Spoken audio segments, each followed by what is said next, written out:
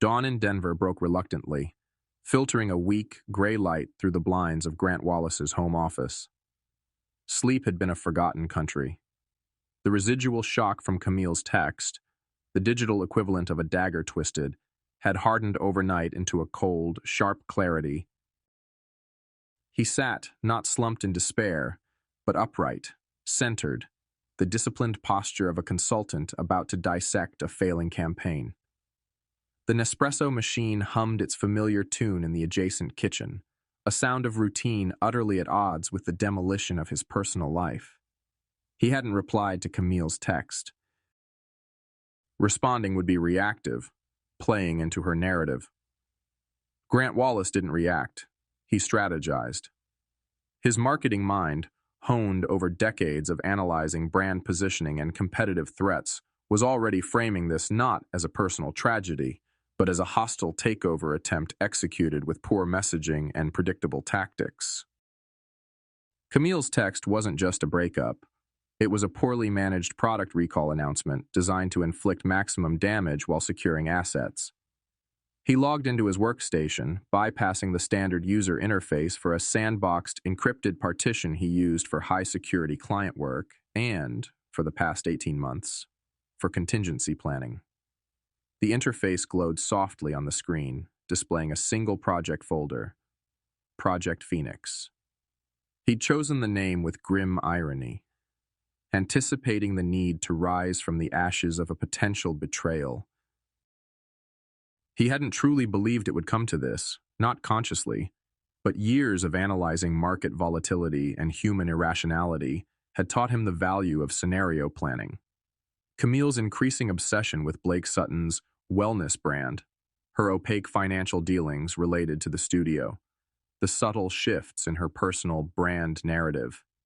These were market signals he'd noted, red flags his professional instincts couldn't ignore, even if his heart had tried.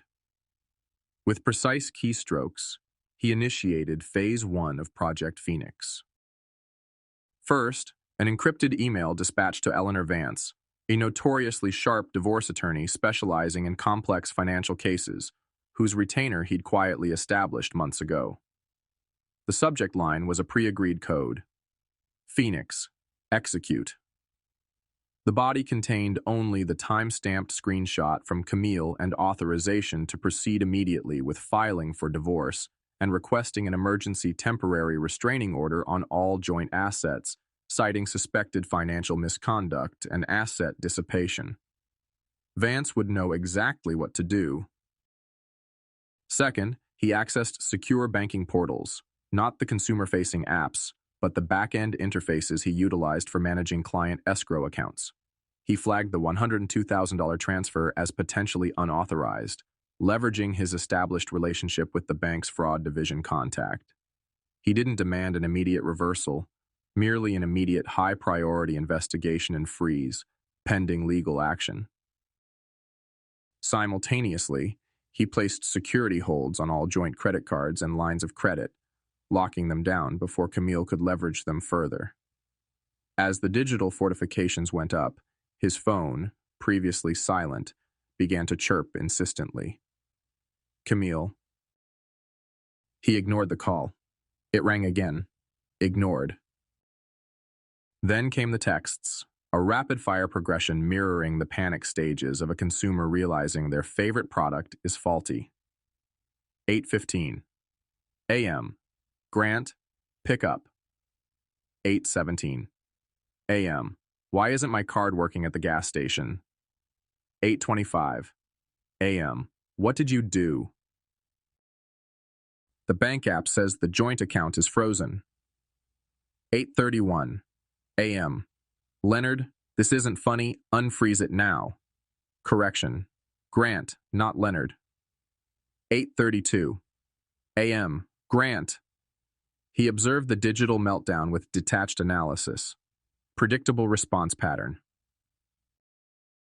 Escalation phase initiated due to resource denial. She hadn't anticipated a swift strategic countermove. She'd expected shock, paralysis, perhaps pleading. She hadn't factored in Project Phoenix. He muted the notifications. Phase 1 was containment. Phase 2 required reconnaissance. Camille had mentioned storage. He found the details in her original text: unit number, facility address, access code. Contemptuously convenient, as if daring him to retrieve the remnants of their life together. An hour later, he stood under the flickering fluorescent lights of the secure store facility. The air smelled of dust and indifference. He punched in the code Camille had provided. The lock clicked open. He rolled up the metal door. Inside, stacked haphazardly, were indeed several boxes clearly labeled Grant's office, Grant clothes. But that was it. Minimalist, almost insultingly so. He opened one box, old sweaters, a few pairs of worn jeans. Another held some generic office supplies and outdated tech gadgets. His eyes scanned the empty concrete floor where more should have been. Where was the antique mahogany humidor that had belonged to his grandfather? The signed first edition collection of modernist poetry he'd curated over 20 years? The vintage Omega Speedmaster his father had given him upon graduation? The small, unassuming landscape painting by a local artist that held immense sentimental value. These weren't just possessions. They were anchors to his past, items Camille knew held deep personal significance and considerable monetary worth. He ran a quick search on his phone, checking online marketplaces, local high-end pawn shops, antique dealers he knew specialized in watches and art. Within minutes, he found it. A listing on a regional auction site. Vintage Omega Speedmaster. Excellent condition, motivated seller. Posted 3 days ago. The photos were unmistakable. He found another potential match. A landscape painting described in vague terms, but matching the dimensions and style, listed by a known consignment dealer just yesterday. A different kind of cold settled over him now, colder than the shock, colder than the calculated anger. This wasn't just Camille taking the joint savings and running off with Blake. This wasn't just spitefully boxing up his old clothes. This was a premeditated liquidation. She had been selling off his valuables, items she had no right to, before she even sent that text, likely funding her escape or bankrolling Blake's ventures with cash acquired under the radar. The $102,000 transfer wasn't the opening salvo. It was the final, brazen looting after months of quiet plundering. The carefully constructed analytical detachment wavered, pricked by the sharp edge of personal violation. The missing items weren't just assets. They were pieces of his history, his identity, auctioned off like common goods. The hostile takeover analogy suddenly felt inadequate. This was calculated cruelty, a scorched earth policy designed not just to leave him, but to leave him with nothing, erasing even the tangible memories of his life before her. He closed the storage unit door, the metallic clang echoing the finality of his resolve.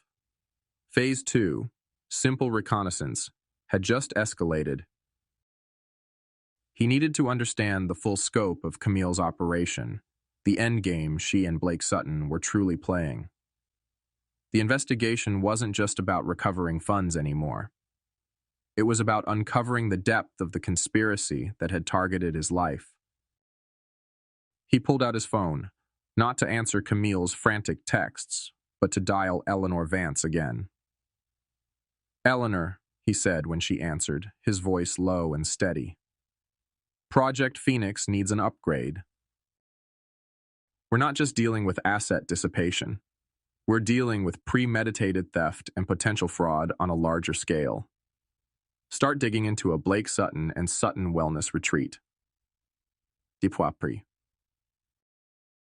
The aroma of roasted coffee beans and artisanal pastries filled the air at Alchemy Brew, a trendy downtown café buzzing with midday chatter. Grant sat at a small table in the corner, seemingly engrossed in his sleek laptop, just another consultant catching up on emails between meetings. But the encrypted partition displayed not marketing analytics, but a rapidly expanding digital investigation board. Project Phoenix wasn't just about asset recovery anymore. It was about mapping a conspiracy. He approached the problem as he would a complex market analysis. Target persona: Blake Sutton. Brand identity: Sutton Wellness Retreat. Observed behavior: lavish spending, aggressive online promotion inconsistent with a new small business, association with Camille Wallace. Hypothesis: financial instability masked by curated image, potentially leveraging external funding. Camille: using professional database subscriptions, tools he normally employed to track competitor spending or analyze consumer demographics. He cross-referenced Blake Sutton's name and associated LLCs. Public records painted a grim picture. Multiple judgments for unpaid supplier bills, liens against previous failed business ventures, a string of maxed-out personal credit lines before Camille entered the picture. The Sutton Wellness Retreat LLC was registered just 6 months ago, with minimal public financial disclosure, yet its social media portrayed rapid expansion and high-end equipment. Red flag. Next, he analyzed Camille's known spending patterns over the past year, pulling archived joint account statements he'd meticulously backed up as part of his initial contingency planning. Always back up the data. Marketing 101. Small, unexplained transfers started 9 months ago, escalating sharply around the time the LLC was formed. Then came the co-signed consumer credit cards Eleanor Vance's initial legal queries had begun to uncover. High limits, quickly approaching maximums, used for business expenses clearly benefiting Blake, equipment leases, travel, marketing materials featuring Blake prominently. This confirmed the initial hypothesis. Camille was bankrolling Blake, bleeding their joint finances dry long before the final $102,000 withdrawal. But the scale felt wrong. The consumer debt and the 102K weren't enough to fund the lifestyle and apparent rapid expansion Blake was projecting. There had to be a larger injection of capital. Grant's mind went back to the missing valuables: the watch, the art. Seed money, perhaps, obtained by selling off his history piece by piece. But even that wouldn't cover major capital investments. His focus returned to the Sutton Wellness Retreat, LLC. He dug into its formation documents, available publicly if you knew where and how to look. Standard filings, mostly. But then he noticed the registered agent address. It wasn't the studio. It was the office of a law firm. Finch Associates. He searched the name, Arthur Finch. A few glowing testimonials on a dated website, but a deeper search using legal databases revealed whispers, mentions in obscure forums about Finch specializing in creative corporate structuring and navigating complex regulatory environments. Euphemisms Grant recognized often hinted at sailing close to the legal wind, or outright crossing the line. This spurred a new line of inquiry. He instructed Eleanor Vance, citing extreme suspicion of fraud and potential commingling of illicit funds, to formally request from the primary lending bank all documentation related to any business loans granted to Sutton Wellness Retreat, LLC, specifically any documents requiring spousal consent or guarantee from Grant Wallace. It was a long shot, requiring significant legal pressure, but Eleanor was relentless. 2 days later, while working from the sterile anonymity of a downtown hotel room he'd checked into after leaving the storage unit, the encrypted email arrived from Eleanor. Attached was a scanned PDF, a commercial loan guarantee agreement for $350,000, issued 4 months prior to Sutton Wellness Retreat, LLC, by a regional bank known for less stringent oversight. The listed guarantor, providing personal assets as collateral far exceeding Camille's known independent means, was Grant Wallace. His blood ran cold. He zoomed in on the signature line bearing his name. It was a near-perfect imitation. The loops, the slant, the pressure. Camille had seen him sign documents thousands of times. But it was wrong. A tiny, almost imperceptible hesitation in the upstroke of the W, a slight flattening of the L loop that wasn't his. Details no bank clerk would ever notice, but to his own eye, it screamed forgery. And notarizing the document, his signature clear and official at the bottom, was Arthur Finch. Suddenly the pieces clicked into place with horrifying synergy. The large, unexplained loan, the shady lawyer specializing in creative structures, Blake's unsustainable business front, Camille's systematic theft and liquidation of assets. This wasn't just about funding a lover's failing gym. The wellness retreat was likely a front, a mechanism designed by Finch to legitimize a large sum of money. But where did the initial $350K loan money go? Was it even for the retreat? Or was the retreat merely the vehicle to launder funds from something else? Grant remembered Camille mentioning, almost dismissively, some exclusive investment group a few of her newer, flashier friends were involved in. High returns, invite only. Classic multi-level marketing or Ponzi scheme signals he'd dismissed as another of her fleeting social pursuits at the time. Had she used his forged signature, his good credit, his assets as collateral, not just for Blake, but to secure funds to funnel into a potentially illegal investment scheme, with Finch facilitating the entire fraudulent transaction, the betrayal deepened into something far more sinister. She hadn't just left him and stolen from him. She had actively, criminally implicated him in a potentially massive fraud, leveraging his identity and financial stability as the cornerstone of her illicit enterprise orchestrated with legal counsel. If that scheme collapsed, or if the loan defaulted, he would be left holding the bag, potentially facing financial ruin and legal entanglement himself. He stood up from the hotel desk, pacing the confined space. The calculated consultant was still present, but now fused with the primal fury of a cornered animal. Camille hadn't just burned the bridge. She'd planted explosives on his side of the chasm. He picked up his phone, his resolve hardening into glacial ice. He needed to confront Blake Sutton.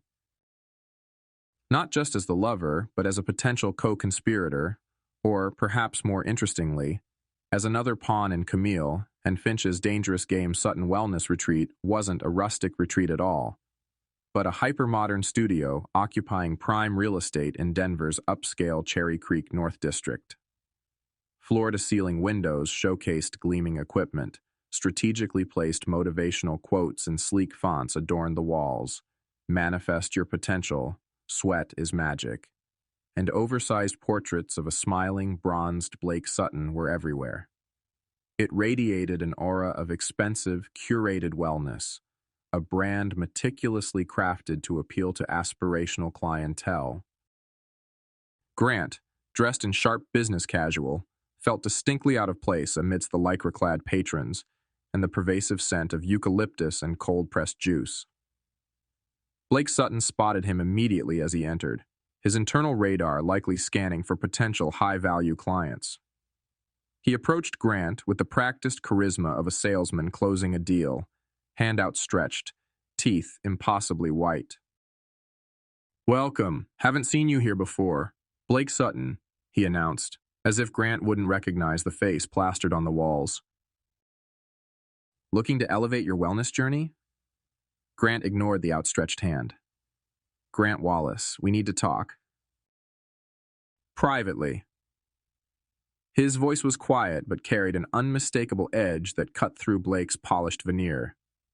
Blake's smile faltered for a nanosecond, replaced by a flicker of apprehension, then quickly recalibrated to cautious confidence. "All right," he said, gesturing towards a glass-walled office at the back, visible to the entire studio floor but presumably soundproofed. "My office." Inside, the minimalist decor continued. A large screen displaying Sutton Wellness branding, a few artfully arranged succulents, another large photo of Blake mid-workout. Blake closed the door, leaning back against his desk, attempting to project an air of relaxed control. So, Grant, what's this about? Heard things got a little messy with you and Camille. Messy doesn't begin to cover it, Grant replied, his tone flat. He placed a thin folder on the pristine white desk. Not the original forged document, but carefully selected printouts. Let's start with these. Blake picked up the folder, a frown creasing his brow as he scanned the first pages. Copies of the co-signed credit card statements showing extravagant purchases, the lease agreement for the studio space, the high-end car lease, all bearing Camille's signature alongside his. Okay. Camille handled some business financing. We're partners. Partners who use my marital assets as collateral, Grant stated. Now, let's move on to the main event. He slid a single sheet of paper across the desk, a copy of the $350,000 commercial loan guarantee signature page, Grant's forged signature prominently displayed, notarized by Arthur Finch. Blake glanced at it, then back at Grant, feigning confusion. Yeah, that's the loan for the studio expansion. Camille handled the paperwork, said you were fully on board, supportive even, happy to back her venture. Grant leaned forward slightly, his voice dropping to a low, dangerous register. That's my signature, Blake, or rather, a remarkably good forgery of it. I never saw this document. I never authorized this guarantee. Camille used my identity, my assets without my knowledge, likely with the help of your lawyer friend, Finch, to secure funding for, well, whatever this place is really funding. The color drained from Blake Sutton's artificially tanned face. He stared at the signature, then back at Grant, comprehension dawning with sickening speed. The bravado evaporated, replaced by raw panic. No, she wouldn't. She told me. She said you gave her power of attorney, that you wanted her to have this, to build something for herself. Did she? Grant asked softly, watching Blake unravel. Did she also tell you our joint accounts are frozen? That the $102,000 she transferred is flagged for fraud? That I filed for divorce and my attorney is already challenging every single financial transaction she's made in the last year? Blake sank into his expensive ergonomic chair, his eyes wide. Frozen, challenging, but the loan payments are likely going to be called due immediately once the bank confirms the guarantee is fraudulent, Grant finished for him, which they will. And since the loan was secured against my assets Camille no longer has any claim to, the bank will be coming after the primary beneficiary of the loan. That would be you, Blake. And this. Retreat. Blake ran a hand through his perfectly styled hair, messing it up. This can't be happening. Camille promised. She showed me projections. Said after the divorce, we'd split the assets, that I'd get a huge payout from her settlement, more than enough to cover everything. He looked up at Grant, desperation replacing defiance. She played me. That bitch played me. Grant felt a flicker of grim satisfaction, but kept his expression neutral. Blake's self-preservation instinct was kicking in. Time to leverage it. She played us both, Blake, but she used my name, my credit, to build this house of cards, and when it falls, you're the one standing inside. What do I do? Blake whispered, looking genuinely lost. Finch, he set it all up, said it was airtight. Finch is likely neck-deep in this fraud with her, Grant said. Did Camille ever mention how she documented her dealings? With Finch, perhaps. Any recordings? Emails? He threw it out as a calculated guess, probing for a weakness based on Blake's earlier mention of Camille being careful. Blake's head snapped up, eyes widening further in recollection. Recordings? Yes. She was paranoid about Finch double-crossing her later. She told me once, laughing, that she recorded everything. Phone calls, even some of their meetings in his office. Insurance, she called it. Said she kept it all backed up somewhere safe online, somewhere only she knew. Except... Blake trailed off. Then his eyes narrowed with vindictive realization. Except she logged into it once from my laptop here, when she thought I wasn't looking. Autocomplete might still have the login.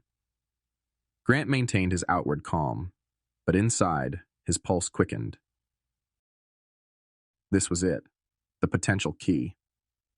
If those recordings exist, Blake, they could prove the conspiracy, the intent to defraud. They could potentially help you mitigate your own liability by showing you were misled, while ensuring Camille and Finch face the full consequences. He paused, letting the implication hang in the air. Cooperation has its benefits. Blake stared at Grant, the gears turning behind his panicked eyes. He was trapped, his meticulously crafted world crumbling around him. Grant represented the cause of his immediate problems, but also, potentially, his only lifeline. He nodded slowly, a flicker of desperate hope, or perhaps just spite against Camille, igniting in his gaze. Okay, he breathed. Okay, let me see if I can find that login. Grant stood up. He had what he needed, confirmation of the forgery's impact, Blake's crumbling defense, and most importantly, a lead to the potential evidence that could blow the entire conspiracy wide open. The pawn was turning. The mediation conference room felt like a hermetically sealed pressure cooker. Neutral beige walls, a long polished table, carafes of water sweating condensation. The standard trappings of forced civility in legal disputes. Grant sat flanked by Eleanor Vance, his attorney, her expression composed but radiating quiet intensity. Across the table sat Camille, looking surprisingly put together in expensive athleisure wear, a strained attempt at projecting effortless wellness that didn't quite mask the tension around her eyes. Beside her was a man Grant didn't recognize, presumably her new divorce attorney, Mr. Davenport, replacing the now compromised Arthur Finch.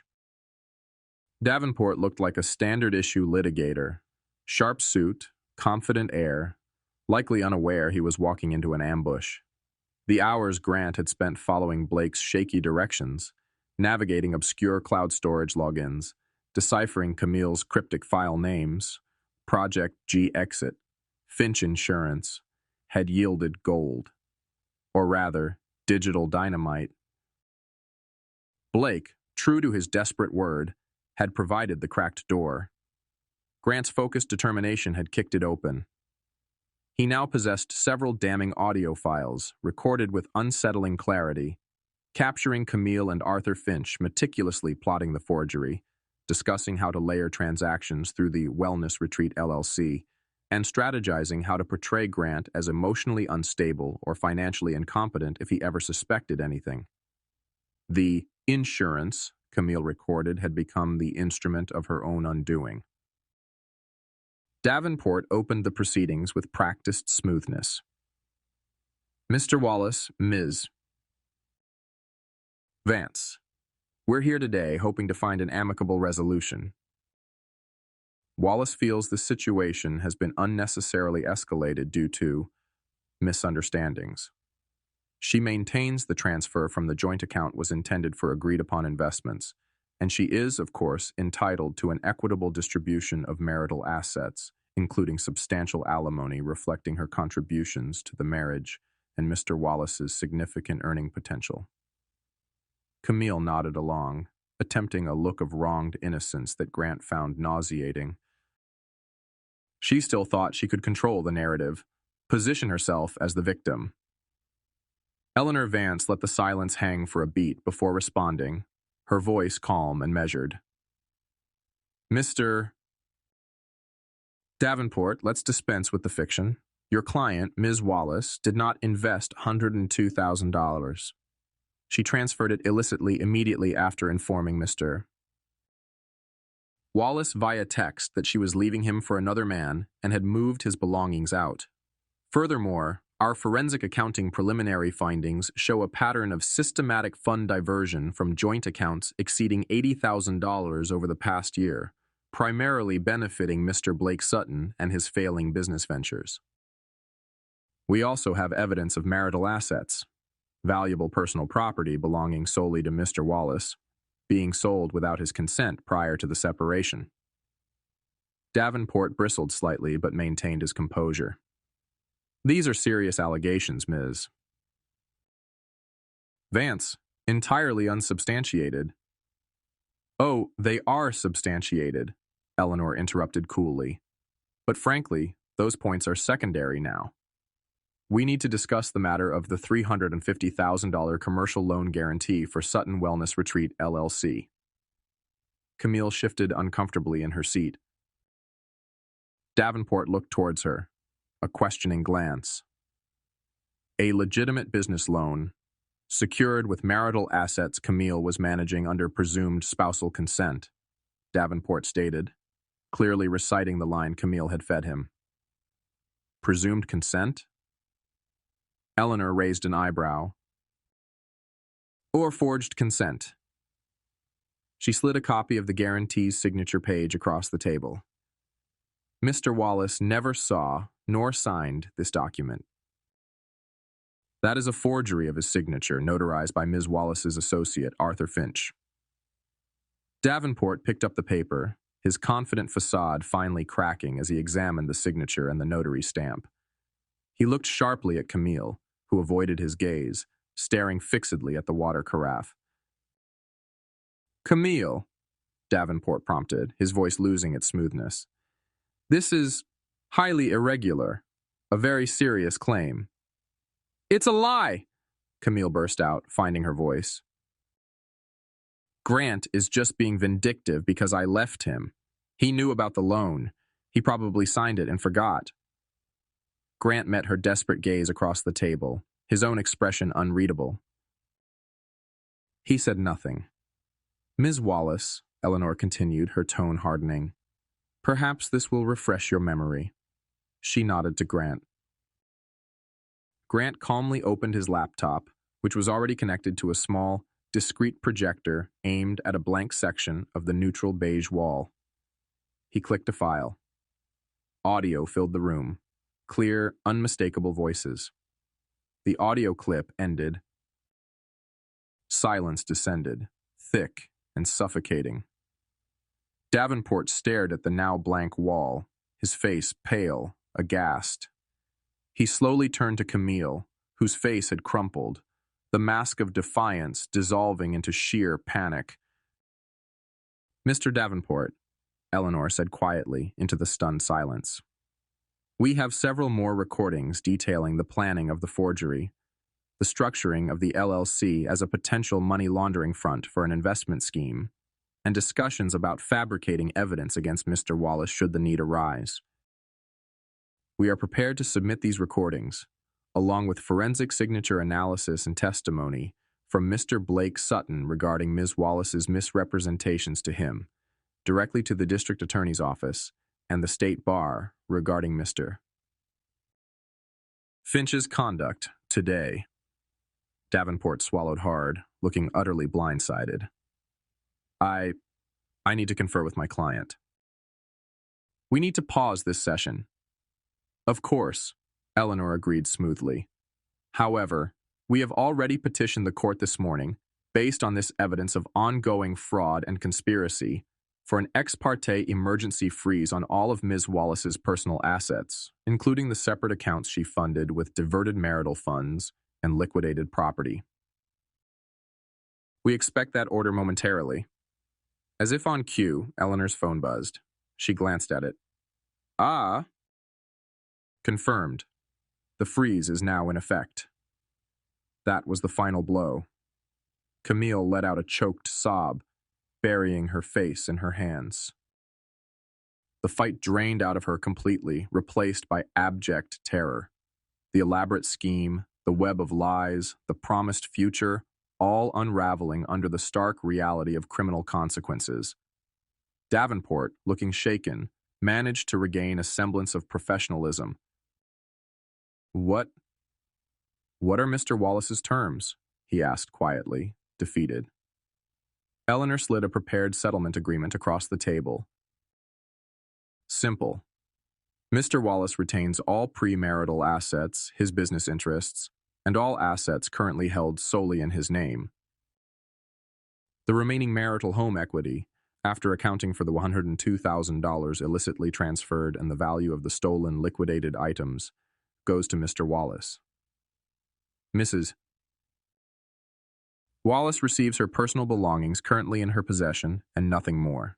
No alimony. Furthermore, Mrs.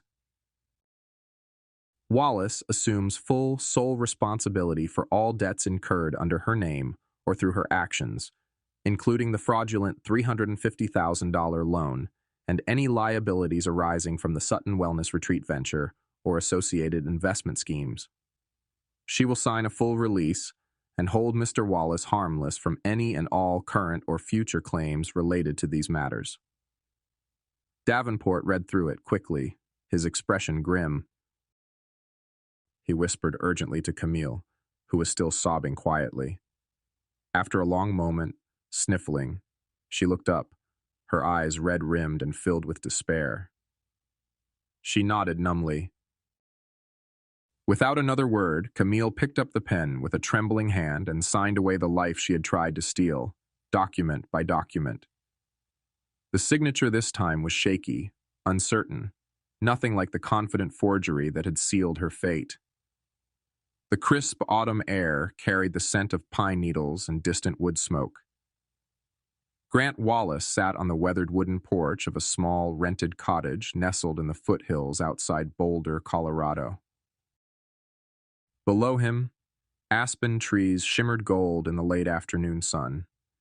It was months after the mediation, months since Camille had signed away her claims under the weight of exposed fraud. The chaotic energy of Denver felt a world away.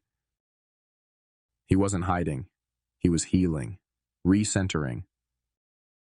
After the mediation, he'd sold the Denver apartment, finalized the legal loose ends with Eleanor, and decided he needed a break from the city, from the constant reminders.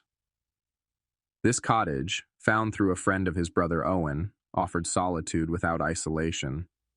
Owen sat in the adjacent rocking chair, nursing a local craft beer. He'd driven up from Denver for the weekend, ostensibly to help Grant settle in, but mostly, Grant suspected, to make sure he was actually okay. "You seem lighter," Owen observed, breaking a comfortable silence.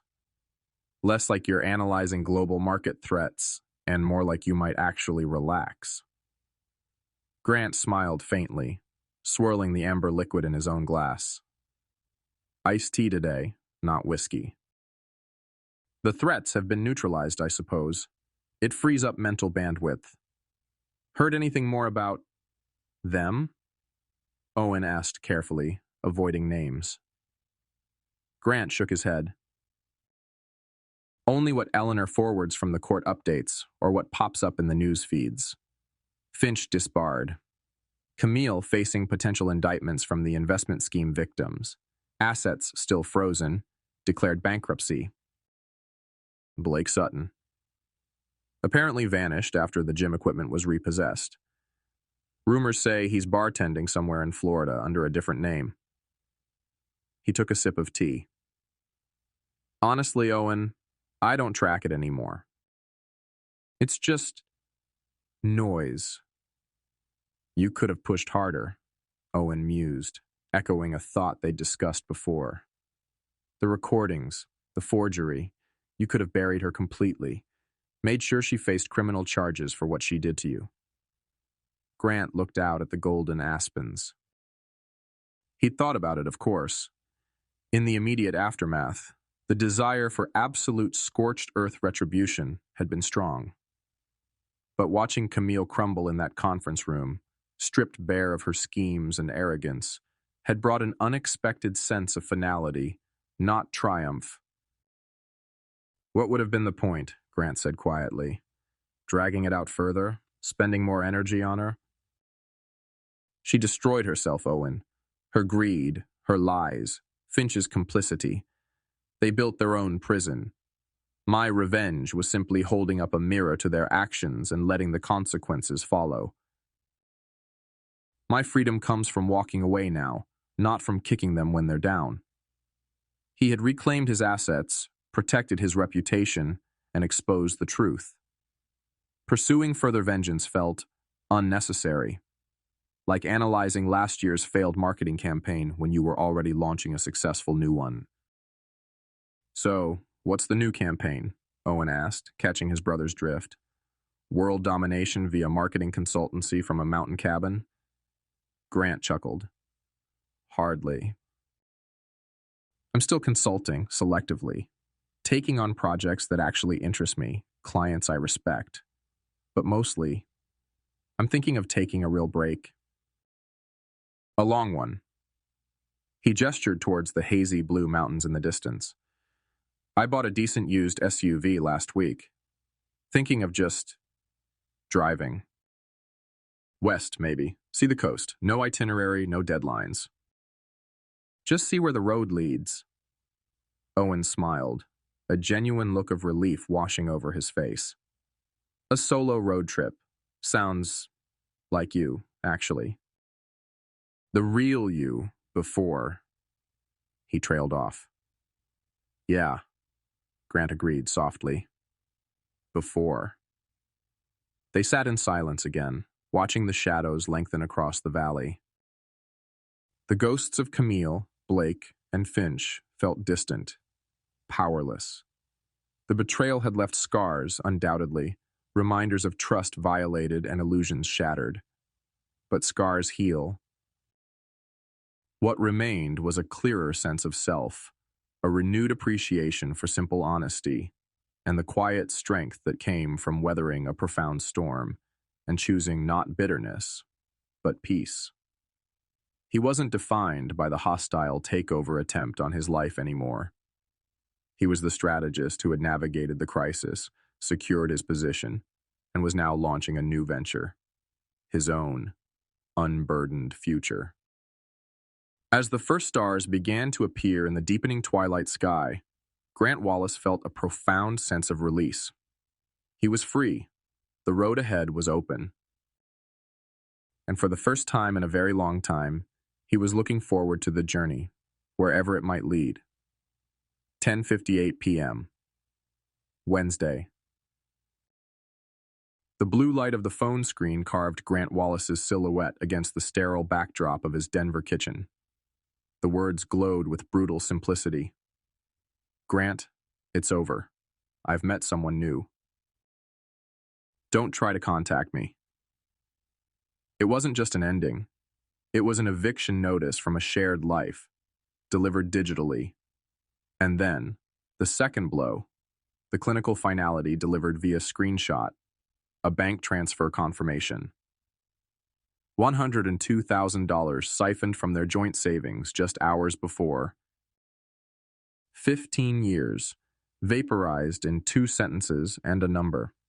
The floor didn't just drop out, it ceased to exist, leaving only the cold, hard awareness that the game had changed, and the rules he thought they were playing by had just been incinerated.